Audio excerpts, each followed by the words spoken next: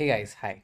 So last class was plant anatomy, introduction of plant tissues, and you already know so far that plant tissues could be meristematic और permanent. ये flow chart हमने बनाया था पिछले class में कि meristematic हो सकता है, परमानेंट हो सकता है. मेरिस्टेमेटिक का सिंपल मतलब है भाई डिवाइड करते रहना है, नया सेल बनाते रहना है. परमानेंट का मतलब है कि अब उन्होंने एक स्पेसिफिक काम शुरू कर दिया है. अब वो या तो कंडक्ट करेंगे प्लांट का जाइलम और फ्लोएम से पानी या खाना, या तो प्रोटेक्ट करेंगे प्लांट को एपिडर्मिस से, ठीक है, या तो फिर ग्राउंड टिश्यू होगा तो मेटाबॉलिज्म, स्टोरेज, ये सारे काम करेंगे. तो we understood this kind of structure कि मेरिस्टेमेटिक क्या है, परमानेंट क्या है, ठीक है. अब हमें समझना है कि भाई जो मेरिस्टेमेटिक है, रूट एपिकल और शूट एपिकल मेरिस्टेम, इसका ऑर्गेनाइजेशन हमने नहीं देखा था. इसका ऑर्गेनाइजेशन आप मॉर्फोलॉजी में ऑलरेडी देख चुके हो, right. They has to be shoot apex के बगल से दो लीफ प्राइमोर्डिया निकलेगा और लीफ प्राइमोर्डिया के एक्सिल में एक्सिलरी बड होगा. रूट एपिकल मेरिस्टेम का ऑर्गेनाइजेशन भी आपने देख लिया था कि सबसे टिप पर they has to be root apical meristem protected by root cap. उसके पीछे इलांगेशन जोन था और उसके पीछे आपका मेच्योरेशन जोन है जहाँ से रूट हेयर्स बनते हैं. तो वो आप ऑलरेडी देख चुके हो. अब हमें क्या करना है कि भाई हमें परमानेंट टिश्यूज को समझना है, ठीक है. तो हमने तो पहले आसानी से कह दिया कि देखो मेरिस्टेमेटिक टिश्यूज परमानेंट में बदलते हैं, बट परमानेंट में बदलने के बाद क्या क्या पॉसिबिलिटीज़ हैं, what are the various possibilities that these people can do, right. तो उसको समझने के लिए we have to talk about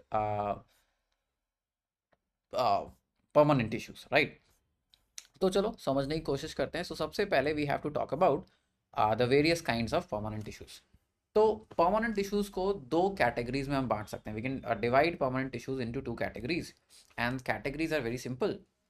simple और कॉम्प्लेक्स. अब क्या फ़र्क है सिंपल परमानेंट टिश्यूज़ में और कॉम्प्लेक्स परमानेंट टिश्यूज़ में? सिंपल परमानेंट टिश्यूज़ बोले तो सिर्फ एक तरह के सेल्स होंगे. सारे सेल्स जो है इस पर्टिकुलर टिश्यू टाइप में एक ही तरह के होंगे, अलग अलग टाइप के सेल्स नहीं होने वाले. कॉम्प्लेक्स परमानेंट टिश्यू का मतलब more than one type of cells, ठीक है. बेसिक डिफरेंस इनके बीच में बस इतना है, one type of cells, more than one type of cells. तो पहले हम समझेंगे सिंपल टाइप्स ऑफ सेल्स और फिर समझेंगे कॉम्प्लेक्स टाइप ऑफ सेल्स, ठीक है. अब सिंपल और कॉम्प्लेक्स समझने के पहले एक बेसिक आइडिया समझना पड़ेगा, और वो बेसिक आइडिया किस चीज़ का है? एक बाइसिकल का. देखो आप सभी लोग बाइसिकल चलाते हो, है ना. बाइसिकल में ऐसे दो पहिए होते हैं, राइट. तो सिंपल परमानेंट टिश्यूज़ को समझने के लिए हम इसी पहियों का इस्तेमाल करेंगे, और जब पहिया समझ में आ जाएगा तो हमें सिंपल परमानेंट टिश्यूज़ भी समझ में आ जाएगा. So if you take a particular wheel of bicycle, अगर बाइसाइकिल का एक व्हील लिया तो उसमें क्या क्या मिलता है? What are the various things that could be there inside a wheel of a bicycle? देखो सबसे पहले देयर इज अ स्टील का रिम. ये आप लोग को भी पता है. एक स्टील की रिम होती है जो सपोर्टिव स्ट्रक्चर होती है, जो पूरे पूरे टायर को स्ट्रेंथ प्रोवाइड करती है. अब इस स्टील की रिम में क्या फिट करते हो आप? द स्टील का rim is fit by a tube. Tube कैसा है ये भी आपको पता है. The tube is soft, very flexible and filled with air. यही पढ़ते हैं ना. Tube is soft filled with air. Steel rim is very hard, no flexibility. कोई फ्लेक्सिबिलिटी है ही नहीं स्टील रिम में. स्टील रिम अगर बेंड हुआ तो आपकी साइकिल गई. फिर क्या होता है? एक टायर होता है, और ये टायर क्या होता है? हार्ड रबर का होता है. देर इज अ फर्क, there is a difference between tube and tyre. Tube जो है वो सॉफ्ट टायर होती है, सॉफ्ट रबर की बनी होती है, और टायर हार्ड रबर का बना होता है ना. यही चीज़ें तो होती है बाइसाइकिल में. अब मैं आपको क्या बिलीव करवाना चाहता हूँ, what do I want you to believe is कि आपका जो पेरेन काइमा, कॉलन काइमा और स्क्लेरन काइमा आप कहते हो, types of simple permanent tissue, वो कुछ और नहीं, यही चीज़ें हैं, ठीक है. अगर आप समझने की कोशिश करो तो स्टील rim is your sclerenchyma. Sclerenchyma, sclera का वर्ड आता है हार्ड से, बहुत हार्ड होता है. क्यों हार्ड होता है? क्योंकि डेड सेल्स होंगे. जो सॉफ्ट सेल्स हैं वो है पैरेन काइमा. पैरेन वर्ड आता है pour, to fill the space in between. तो जो भी चीज़ें जगह भर रही है ना वो पैरेनकाइमा है. और आपका आता है कॉलन. कॉलन का मतलब ग्लू, यानी दिस इज द टिश्यू जो बाकी प्लांट टिश्यूज को चिपकाए रहता है एक तरीके से साथ में, ठीक है. अभी डिटेल भी पढ़ेंगे, डोंट वरी. तो स्क्लेरेनकाइमा स्टील रिंग की तरह हार्ड होगा, पेरेनकाइमा ट्यूब की तरह सॉफ्ट होगा, कोलेनकाइमा टायर की तरह ना ज़्यादा हार्ड ना ज़्यादा सॉफ्ट। हार्ड होगा बट फ्लेक्सिबल भी होगा। तो यही फ़र्क है इनके बीच में। अब इतना समझने के बाद हमें इनके जो एग्जैक्ट फीचर्स हैं वो समझने हैं। ठीक है, तो पेरेनकाइमा समझ शुरू करते हैं।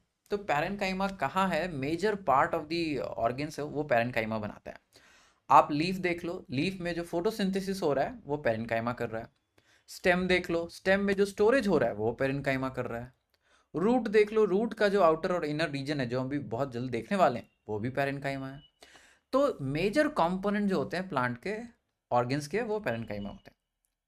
और जस्टिफाइड भी है, क्यों? क्योंकि भाई मेटाबॉलिज्म कर सकता है, स्टोरेज कर सकता है, सिक्रीशन कर सकता है। तो बेसिकली बहुत ही वर्सेटाइल होता है। ठीक है, पेरेनकाइमा बहुत वर्सेटाइल होते हैं, कई सारे काम एक साथ कर सकते हैं। राइट, तो मेटाबॉलिज्म होगा जैसे एग्जांपल फोटोसिंथेसिस, स्टोरेज होगा जैसे कि मान लो रूट में आप जो टर्निप या रेडिश खाते हो, क्यों खाते हो? उसके जो रूट का पेरेनकाइमा है उसमें न्यूट्रिएंट्स छिपे हुए हैं। ठीक है, अब मोस्ट पेरेनकाइमा, ज़्यादातर केसेस में पेरेनकाइमा जो है डिवीजन एबिलिटी को मेंटेन करके रखता है, ज़्यादातर केसेस में। ठीक है, ज़रूरी नहीं है कि हमेशा हो, but most of the times they will retain the ability to divide and differentiate. ठीक है, तो अगर प्लांट को कभी चोट लग गई, चोट कैसे लग गई, कोई जानवर आके खा गया कोई पार्ट, तो उस समय इसी पेरेनकाइमा की मदद से प्लांट अब फिर से डिवीजन शुरू करेगा और उस वुंड को सील कर देगा। ठीक जैसे ही जैसे हमारा स्किन में क्या हुआ, अभी ऊपर की स्किन डेड है बट अंदर कुछ स्टेम सेल्स छिपे हुए हैं। तो अगर हमारा स्किन में डैमेज हो जाता है तो वो स्टेम सेल्स क्विकली डिवाइड करने लगते हैं और अपने स्किन को रिपेयर कर देते हैं। ऐसे समझ लो कुछ ऐसा ही हो रहा है। अब कंफ्यूजन है एल एस टी एस। अगर हम पेरेनकाइमा को देखें तो एल एस में कैसा दिखेगा, टी एस। एल एस बोले तो लॉन्गिट्यूडनल सेक्शन, ऐसे ऐसी काटा तो कैसा दिखेगा। टी एस बोलो तो ऐसे ऐसी काटा तो कैसा दिखेगा। तो जब लॉन्ग एल एस देखते हैं तो हमें सेंट्रल बड़ा सा वैक्यूल दिखेगा, क्योंकि मेटाबॉलिज्म हो रहा है, स्टोरेज हो रहा है। तो सेंट्रल लार्ज वैक्यूल तो दिखने वाला है, एक टिपिकल प्लांट सेल की तरह दिखता है। अगर हम एल एस देखें, टी एस देखें तो thin cellulosic primary wall.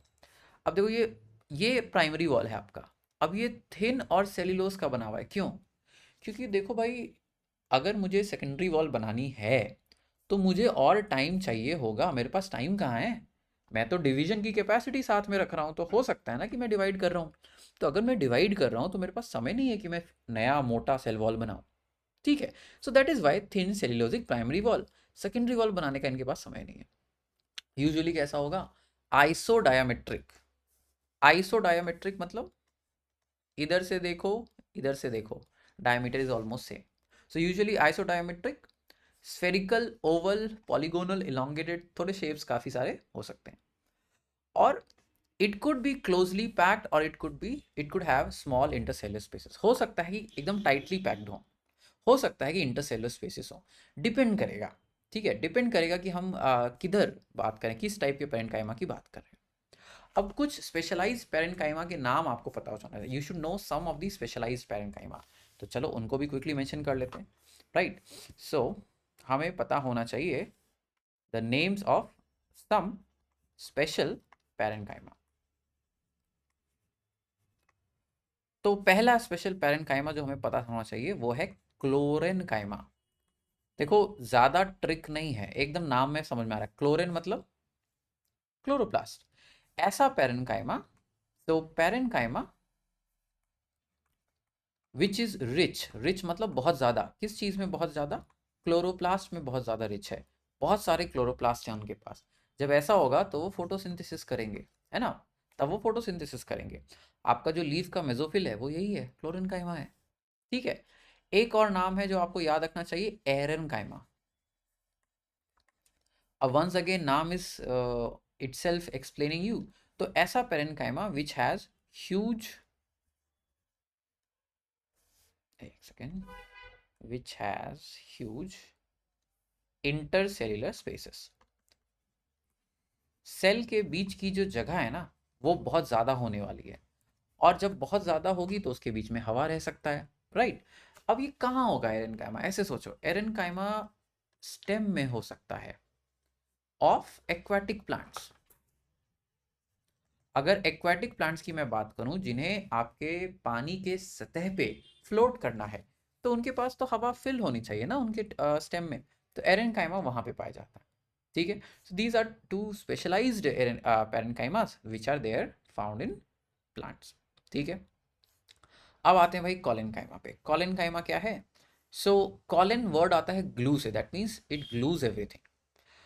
So in layers below the epidermis, in dicots and in patches, कभी कभी पैचेस में मिलेंगे, कभी कभी डाइकॉट्स में एपिडर्मिस के बिलो मिल सकता है। अब ये बहुत इंपॉर्टेंट पॉइंट है, हम इसे बाद में दोबारा रिपीट करेंगे जब हम स्पेशली रूट्स को देखेंगे और स्टेम्स को देखेंगे, तो उस समय हम ये बात को वापस रिपीट करेंगे। फंक्शन क्या है? एसिमुलेट फूड, यानी फूड का इस्तेमाल करेगा व्हेन दे कंटेन क्लोरोप्लास्ट। जब क्लोरोप्लास्ट हुआ तो फूड एसिमुलेशन का काम कर सकता है। अब कभी कभी फ्लेक्सिबिलिटी भी प्रोवाइड करता है। फ्लेक्सिबिलिटी कैसे प्रोवाइड करेगा? देखो ये स्ट्रॉन्ग भी है बट बेंड बेंड भी कर सकता है, यानी टूटेगा भी नहीं और मुड़ भी सकता है। तो सोचो प्लांट का कौन सा हिस्सा है जिसको, जो बार बार हिलता रहता है बट, यानी फ्लेक्सिबल है बट टूटता नहीं है। So growing parts of stem and petiole, जो पत्ते हैं वो हवा में हिलते रहते हैं, वहां पे मुझे ऐसा टिश्यू चाहिए जो पेट्यूल को स्ट्रांग भी बनाए बट फ्लेक्सिबल भी। अगर पेट्यूल नहीं हिला तो क्या होगा? हवा उसे तोड़ देगी। तो मुझे स्ट्रेंथ चाहिए बट फ्लेक्सिबिलिटी का कॉम्प्रोमाइज नहीं करना, मुझे फ्लेक्सिबिलिटी भी चाहिए। ठीक है, सो कॉलेनकाइमा इज लाइक दैट। अब एल एस टी एस देखना है हमें। अब एल एस देखा तो हमने देखा कि जो थिकनिंग्स है वो इरेग्युलर है। सेल वॉल थिक होगा बट कॉर्नर्स पे, देखो कॉर्नर्स पे सेल वॉल मोटा है, कहीं पे सेल वॉल पतला है, ओनली थिन सेल वॉल, लेकिन कॉर्नर्स पे देखें तो cell wall is very thick. तो थिक एट कॉर्नर्स, क्यों? क्योंकि सेल्यूलोज के अलावा हेमी सेल्यूलोज और पेक्टिन भी होते हैं। ठीक है, तो cell wall would be thick at corner, लंबे होंगे, बट जब टीएस में देखेंगे, ट्रांसवर्स सेक्शन में देखेंगे, तो मेरा जो कॉर्नर्स होगा वहां पे थिक वॉल्स होंगे। ठीक है, अब आते हैं नेक्स्ट के तरफ, स्क्लेरेनकाइमा। स्क्लेरन का मतलब होता है हार्ड, ऐसे सेल्स जो हार्ड हो चुके हैं। अब भाई हार्ड कैसे हो सकता है cell? How can cell become hard? एक ही तरीका है बेटा हार्ड बनने का, डाई, डेथ। ठीक है, तो ये सेल्स जो है sclerenchyma, they are actually dead at maturity. अभी तक जितने भी सेल्स हमने देखे, whatever cells we have seen so far, they are living, but these cells they are dead at maturity. Mature होने पे ये मर चुके होते हैं। ठीक है, बट मर के क्या फ़ायदा? मर के ये फ़ायदा है कि इनका जो आपका सेल वॉल है वो एकदम हार्ड बन जाता है। क्यों? क्योंकि सॉफ्टनेस वाटर के कारण थी, they were soft because of the water. When they are dead at maturity, अंदर का साइटोप्लाज्म गया, उड़ गया, तो बचा क्या? Cell wall, right? So where are they located? They are located in fibres of various parts.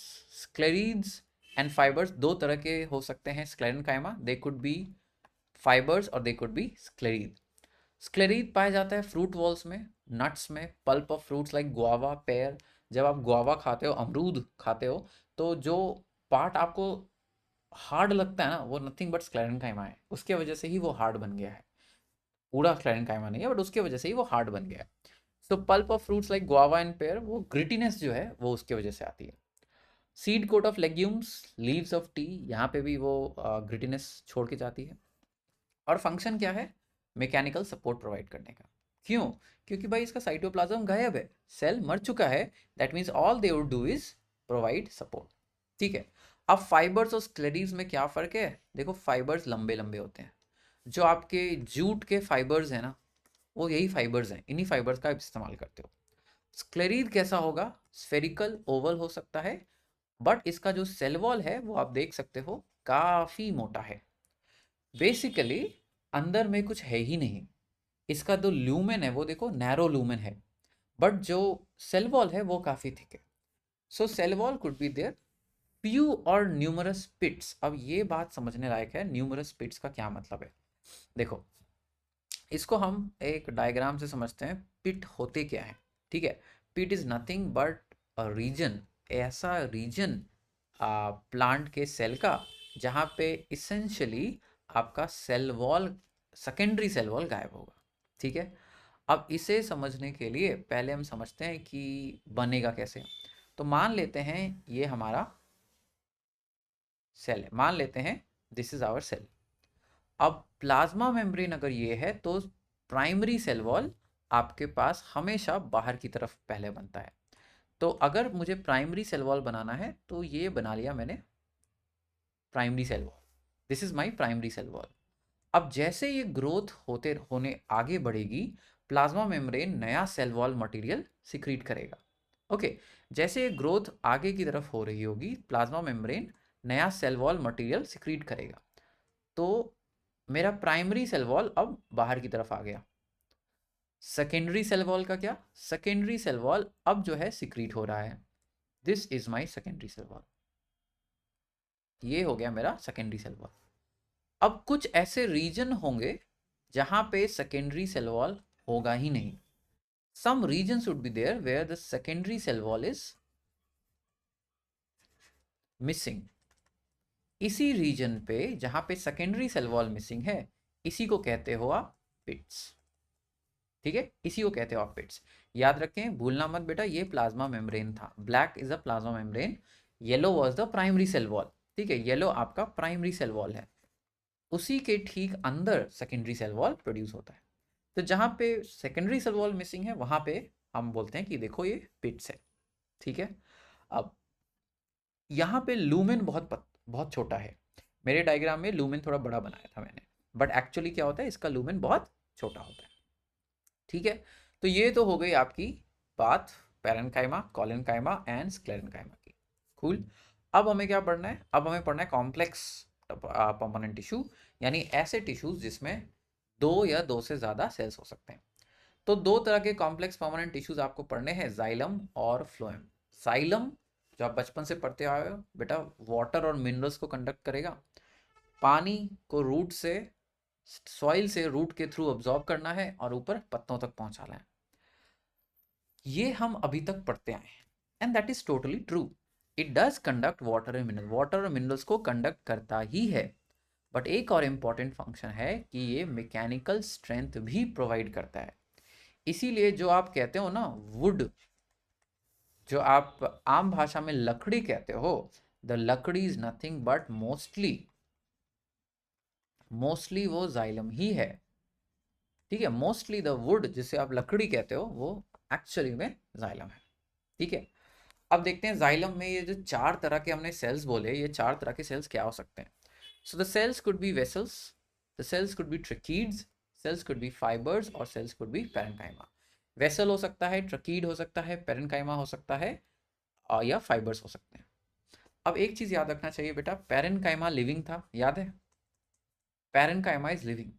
Rest बाकी के ये तीनों, वेसल, ट्रकीड या fibre, they are dead at maturity.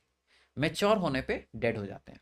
ठीक है, अब जाइलम कैसा ट्रांसपोर्ट करता है? तो यूनिडायरेक्शनल। यूनिडायरेक्शनल मतलब पानी जमीन से ऊपर जाता है, ऊपर से नीचे नहीं आ सकता।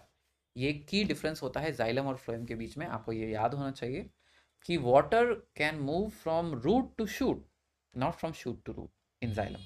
ठीक है, और कोई भी एक्टिव एनर्जी की ज़रूरत नहीं है। इस बात को ध्यान से समझो कि आपके अंदर भी सर्कुलेटरी सिस्टम है। You also have a circulatory system which is the heart and the blood vessels and the blood.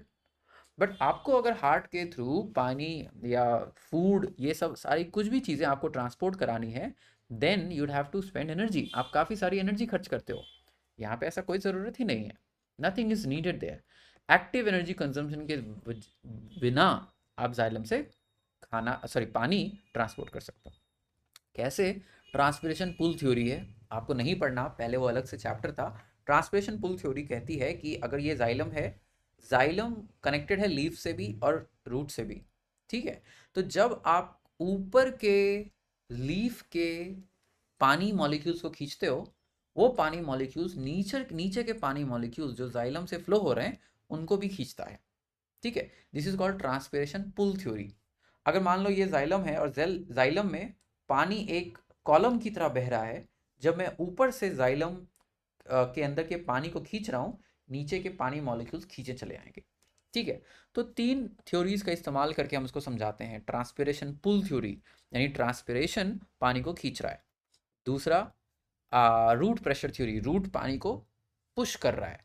तीसरा कोहीजन अधीजन थ्योरी। कोहीजन अधीजन कहता है जब आप पानी के ऊपर वाले मॉलिक्यूल को खींचोगे, ऊपर वाला मॉलिक्यूल नीचे वाले मॉलिक्यूल को पकड़ा हुआ है, कोहीजन। ठीक है, तो पानी ऐसा कॉलम ऊपर बढ़ता है, और एक बार पानी जाइलम के ऊपर थोड़ा सा भी चढ़ गया तो नीचे नहीं आना चाहता। क्यों? इसके और इसके बीच में अधीजन है। सो कोहीजन पानी के कॉलम को एक साथ रखती है, अधीजन पानी के कॉलम को जाइलम के दीवार के साथ चिपका कर रखती है। That is the difference between them. ठीक है, ये अभी आपको नहीं पढ़ना, बट बेसिक आइडिया पता होना चाहिए। ठीक है, अब देखो जाइलम के क्या टाइप्स हैं, वेसल्स, ट्रकीड्स, पैरेन्काइमा, फाइबर्स, ये तरह के सेल्स हैं। तो चलो समझते हैं। अब जाइलम के vessels, these are the most advanced cells of the xylem. Vessels और ट्रकीड्स ये दोनों कंडक्टिंग सेल्स है। These two are the cells जिनको हम कंडक्टिंग सेल्स कहते हैं। कंडक्टिंग मतलब कि ये पानी का ट्रांसफर करते हैं, that is why they are called conducting sales.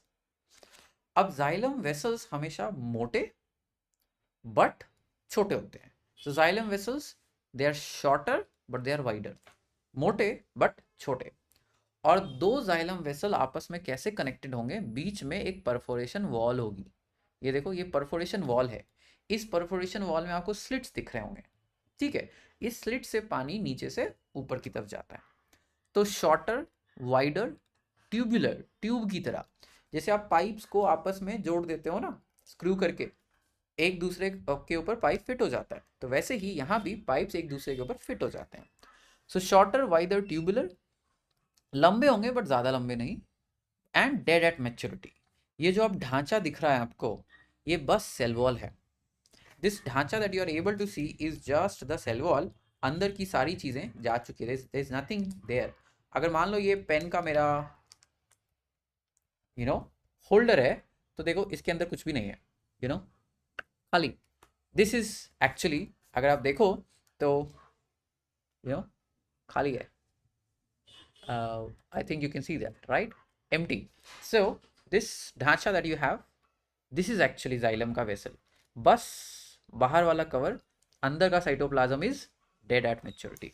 ठीक है, अब जाइलम वेसल्स में आपको ये साइड साइड में ये गोला गोला स्ट्रक्चर्स भी दिख रहा है। अब ये गोला गोला स्ट्रक्चर्स क्या है? पिट है। What is a pit? A region जहां सिर्फ प्राइमरी सेल वॉल होगा, सेकेंडरी सेल वॉल जहां गायब होगा, वहां हम बोल देंगे कि भाई दैट इज द प्लेस जहां पे पिट है। ठीक है, now these cells are dead at maturity, means once they are mature the cytoplasm is gone. कहाँ पाए जाते हैं? अब देखो यहाँ पे की फैक्टर आ जाता है और यहाँ से क्वेश्चंस भी उठ के आते हैं। Xylem vessels are only found in angiosperms, few gymno and few pterido. ठीक है, जिम्नोस्पर्म्स में कहां पाया जाता है? Gnetophyta. Gnetophyta is one class of gymnosperms. Gymnosperm एक डिवीजन था, राइट? किंगडम, किंगडम के बाद सॉरी, जिम्नोस्पर्म एक डिवीजन था, किंगडम वाज प्लांटे, प्लांटे का डिवीजन था जिम्नोस्पर्म। जिम्नोस्पर्म के क्लासेस थे बहुत सारे, आपको नीटोफाइटा याद होना चाहिए, राइट? नीटोफाइटा जिसमें नीटेल्स एक मेंबर था, वहां पे आपको वेसल्स देखने को मिलेंगे।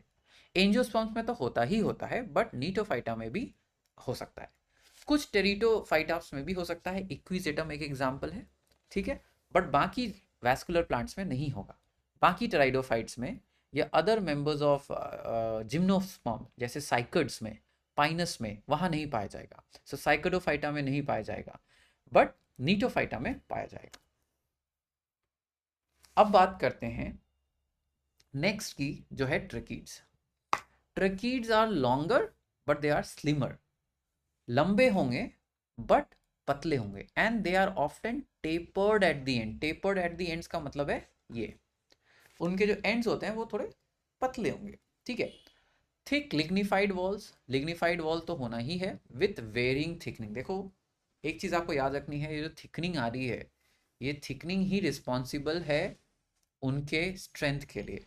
देखो स्क्लेरेनकाइमा का भी ये आपने एक ये स्ट्रक्चर हमने ये देखा था कि स्क्लेरेनकाइमा को भी एक चीज़ स्पेशल बनाती है, that they may have thickenings of the cell wall. उनका सेल वॉल थिक हो सकता है, और थिकनिंग किसका बनेगा? Hydrophobic substances. जो थिकनिंग की हम बात कर रहे हैं वो हम बात कर रहे हैं हाइड्रोफोबिक सब्सटेंसेस, ठीक है। तो वही सेम हाइड्रोफोबिक सब्सटेंसेस का इस्तेमाल करके हम अपने ट्रैकीड्स को बड़ा और मजबूत बनाते हैं, ठीक है। अब जिन वैस्कुलर प्लांट्स में जाइलम वेसल नहीं था, उन वैस्कुलर प्लांट्स में ट्रैकीड्स होंगे, ओके। अब ट्रैकीड्स जो है मोस्ट ऑफ द टाइम्स जो पानी का ट्रांसफर कराते हैं वो लैटरल कराएंगे, एक से दूसरा, दूसरा से तीसरा, ऐसे कुछ डिफ्यूज होता हुआ ऊपर चलेगा, ठीक है। अब बात करते हैं जाइलम पैरेन्काइमा की। Parenchyma is just like any other typical plant cell. अब पैरेन्काइमा है तो स्टोरेज करेगा, क्या स्टोर करेगा? Starch, fat, tannins. Tannins are substances जो प्लांट को कुछ ना कुछ कैरेक्टरिस्टिक दे देते हैं। देखो ये जो टैनिन्स, रेजिन्स, गम्स, ये सारे जो सब्सटेंसेस आप देखते हो ना, ये ऐसे सब्सटेंसेस हैं जिनका एक्चुअल पर्पस प्लांट्स क्यों सिक्रीट करते हैं हमें समझ में नहीं आया। हमने कुछ हाइपोथेसिस दिया है बट हमें समझ में नहीं आता। फॉर एग्जाम्पल, यूकेलिप्टस से साबुन क्यों बनता है? क्योंकि यूकेलिप्टस अपने बार्क में एक स्पेशल ऑयल सिक्रीट करता है।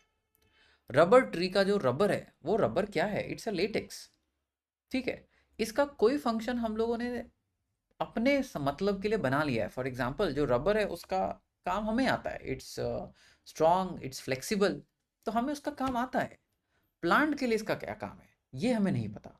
हमने थ्योरी दी, हमने ये बनाया कि भाई देखो, रबर के सिक्रीशन से क्या होगा कि जो डैमेज्ड टिश्यू है वो डैमेज टिश्यू सील हो जाएगा। अगर डैमेज टिश्यू सील हो गया तो प्लांट में इन्फेक्शन के चांसेस घट जाएंगे। ये हमने ऐसा सोचा, बट हो भी सकता है, नहीं भी हो सकता है, हमें नहीं पता, वी डोंट नो, ठीक है। अब पैरेन्काइमा का और क्या काम हो सकता है? रेडियल वाटर कंडक्शन, रेडियल मतलब हॉरिजॉन्टल वाटर कंडक्शन, ठीक है। अब फाइबर्स, बेटा fibres is nothing special, it's simply xylem parenchyma, xylem fibres. Thick wall, obliterated या क्रस्ट लूमेन, पूरा का पूरा लूमेन खत्म। इसीलिए फाइबर्स ट्रांसपोर्ट नहीं कर सकते क्योंकि उनके पास लूमेन ही नहीं है। सेप्टेट हो सकता है, एसेप्टेट हो सकता है। अब अगर कंडक्ट नहीं कर रहा, जिंदा नहीं है, तो पर्पस क्या है? Purpose is very simple, provide the support. Xylem को सपोर्ट प्रोवाइड करता है, ठीक है। अब आते हैं फ्लोएम की ओर। Phloem is a last complex permanent tissue जो we have to see. Now what is the purpose of phloem? आपको पता है, carbs, carbohydrate, amino acids, hormones, इन सभी चीजों को कैरी करेगा। कहां से कहां? Leaf to stem, leaf to root, जब फोटोसिंथेसिस एक्टिव है तो। देखो प्राइमरीली फोटोसिंथेसिस लीफ में होता है। अगर मेरे पास समर सीजन है, स्प्रिंग सीजन है और मेरे पास बहुत सारा सन है, तो प्लांट काफी सारा फोटोसिंथेसिस करेगा। और ये फोटोसिंथेसिस करके जो शुगर बन रहा है वो कहाँ जा रहा है? आपके स्टेम में या रूट में। क्यों? वहाँ स्टोरेज हो सकता है। बट अगर मान लेते हैं ऑटम है, ऑटम सीजन में मेरे पास कोई प्रोडक्शन नहीं होने वाला किसी चीज़ का, तो वही स्टोर्ड शुगर, जो हमने शुगर स्टोर किया था, सॉरी, ये क्या हुआ? हाँ,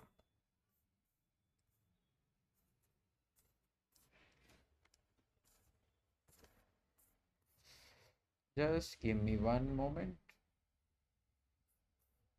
अब ठीक है ना? हाँ, तो जब मेरे पास ज़्यादा धूप नहीं है, when I do not have a lot of धूप राइट नाउ, देन यही जो स्टोर्ड सब्सटेंसेस थे ये वापस आएंगे, ठीक है। तो रूट से, स्टेम से वापस towards the whole of the plant. Root से स्टेम को जाएंगे, अगर रूट स्टोर कर रहा था, स्टेम से रूट को जाएंगे अगर स्टेम स्टोर कर रहा था। तो फ्लोएम का transport is by directional. By directional मतलब दोनों रास्ते चलता है। स्टेम से रूट भी आ सकता है, रूट से स्टेम भी जा सकता है, ठीक है। अब फ्लोएम जैसे जाइलम के 4 एलिमेंट्स है, फ्लोएम के भी 4 एलिमेंट्स हैं। Sieve tubes, companion cells, fibres and parenchyma. Parenchyma उसमें भी होगा और फाइबर्स इसमें भी होगा, कॉमन चीज़ें। अब एक क्लासिक डिफरेंस है, जाइलम में the only living thing was parenchyma, है ना। इधर उल्टा है, the only dead cell was cell is fibre. Phloem के 4 पार्ट्स हो सकते हैं, 4 तरह के सेल्स हो सकते हैं, सिर्फ एक चीज है जिसके मरे हुए होने के चांसेस हैं, और वो एक चीज क्या है जो मरा हुआ हो सकता है? That one thing is fibres, ठीक है। अब फिर से वही बात, क्या सारे एंजियोस्पर्म्स में फ्लोएम के चारों सेल्स होंगे? बिल्कुल होंगे। But what about this? In gymnosperms की अगर बात करें, जिम्नोस्पर्म्स में सीव ट्यूब मेंबर नहीं होगा। देखो टिपिकली क्या होता है, चार तरह के सेल्स होते हैं। पहले सेल्स को समझते हैं, फिर एक्सेप्शन समझेंगे। सीव ट्यूब एलिमेंट क्या होता है? ट्यूबुलर सेल है, ट्यूब की तरह होंगे। कैसे अरेंज होंगे? End to end, end to end ऐसे अरेंज होंगे। कनेक्शन होगा सीव प्लेट से, ये रहा आपका सीव प्लेट। और सीव प्लेट में क्या है? Plasmodesmata. Sieve plate is nothing but the end plate of the cell. उसमें ओपनिंग्स होते हैं जिसको हम कहते हैं प्लाज्मोडेस्माटा। अब प्लाज्मोडेस्माटा से क्या होगा? नीचे वाले फ्लोएम का साइटोप्लाज्म फ्लो होकर ऊपर वाले फ्लोएम में चला जाएगा, और ऊपर वाले का साइटोप्लाज्म फ्लो होके नीचे वाले सेल में आ जाएगा। और आपने सही सुना, साइटोप्लाज्म। देखो जाइलम इज पानी, बट यहाँ जो है पूरा का पूरा साइटोप्लाज्म ही फ्लो हो रहा है। The whole cytoplasm is flowing. क्यों? क्योंकि इसी साइटोप्लाज्म में मैंने कार्बोहाइड्रेट को स्टोर करके रखा था, तो पूरा का पूरा साइटोप्लाज्म ही फ्लो हो जा रहा है। ठीक है। अब इस फ्लो को अगर मुझे मेंटेन करना है, लीस्ट हिंड्रेंस अगर मुझे चाहिए, तो भाई मुझे ये भी समझना होगा कि जितने ज़्यादा ऑर्गेनल्स होंगे उतने ज़्यादा प्रॉब्लम्स होंगे। क्यों? क्योंकि वो साइटोप्लाज्म के फ्लो को रोक देगा। तो न्यूक्लियस नहीं होता, सीव ट्यूब एलिमेंट्स में न्यूक्लियस नहीं होता। मोस्ट ऑर्गेनल्स हो भी सकते हैं, नहीं भी हो सकते हैं। जैसे माइटोकॉन्ड्रिया तो होगा ही होगा, क्योंकि एनर्जी कहाँ से मिलेगी? तो several organs like mitochondria and ER might be present, certain but nucleus has to be absent. But एक पंगा है, अगर न्यूक्लियस गायब कर दिया, nucleus has the genetic information, तो रिपेयर प्रोग्राम गायब हो गया। रिपेयर प्रोग्राम गायब हो गया तो सेल को कुछ गलती से हो गया, कौन संभालेगा सेल को? है ना? न्यूक्लियर प्रोग्राम ही तो सब कुछ है, सारी इंफॉर्मेशन न्यूक्लियर प्रोग्राम में है। उस केसेस में हमारे पास सीव ट्यूब सेल को हेल्प करने के लिए कंपेनियन सेल्स होते हैं। कंपेनियन सेल क्या है? बस एक नया तरह का पैरेन्काइमा है। और सीव ट्यूब को जो भी चाहिए, सीव ट्यूब एलिमेंट को जो भी चाहिए, ये कंपेनियन सेल बना के उनको दे देगा। ठीक है। तो sieve tube elements, they are the actual conducting cells. Companion cells, they are the supporting cells. हालांकि कंपेनियन सेल भी प्ले करते हैं एक छोटा सा role in transport, but main guy is sieve tube cell. ठीक है। अब यहाँ पे एक बात है, देखो सीव ट्यूब एलिमेंट यानी बड़ा सा sieve plate, conducting tube, without nucleus, everything. Gymnosperm में सीव ट्यूब एलिमेंट नहीं होता, जिम्नोस्पर्म में सीव सेल्स होते हैं। सीव सेल्स उतने डेवलप्ड नहीं है, फ्लो ऑफ साइटोप्लाज्म उतना फास्ट नहीं है। और जब सीव सेल्स होगा तो उसको सपोर्ट करने के लिए कंपेनियन सेल्स नहीं, एल्ब्यूमिनस सेल्स होते हैं।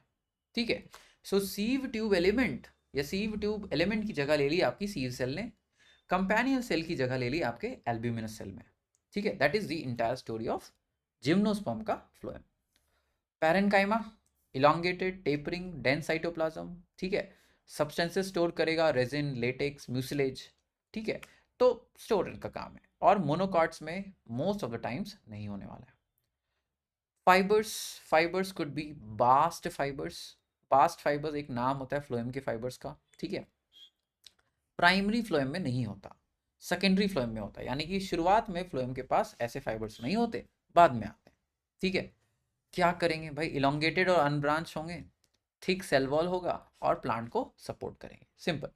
एवरीथिंग दैट इज स्क्लेरेनकाइमेटस, उनका एक सिंपल काम है, सिंपल काम इज सपोर्ट।